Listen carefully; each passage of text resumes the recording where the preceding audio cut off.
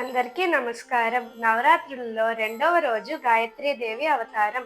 ఆవిడకు పులిహోరని నైవేద్యంగా చేసుకుందాం.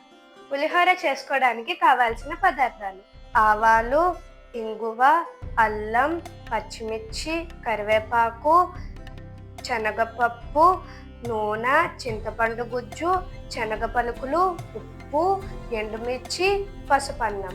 ముందుగా పాన్ స్టవ్ మీద పెట్టుకొని నూనె వేసుకోవాలి. ఇప్పుడు ఒకటి తర్వాత ఒకటి పోపులన్నీ నూనెలోకి వేసుకొని పులిహోరకు పోపు తయారు చేసుకుందాం. ఆవాలు, అల్లం, శనగపప్పు, పలుకులు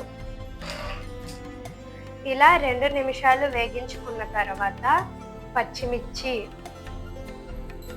ఎండుమిర్చి, కరివేపాకు, కొంచెం ఇంగువ వేసుకొని ఒక 2 నిమిషాల పాటు కలుపుకుందాం.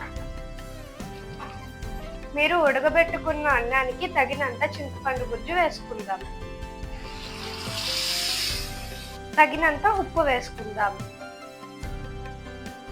ఇలా దగ్గర పడిన గుజ్జుని అన్నంలో వేసుకొని కలుపుకుందాం.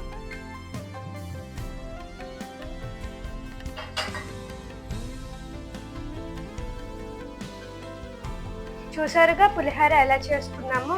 3వ నైవేద్యంతో మళ్ళీ కలుద్దాం. ఇక సెలవు.